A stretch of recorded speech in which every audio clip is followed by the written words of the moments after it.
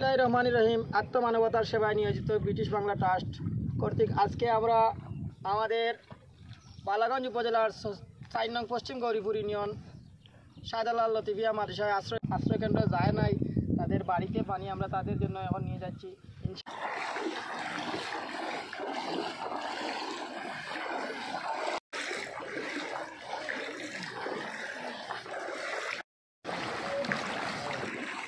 কষ্ট দেওয়া তো মানুষের পাশে আছি কিছু হতে সজনী আর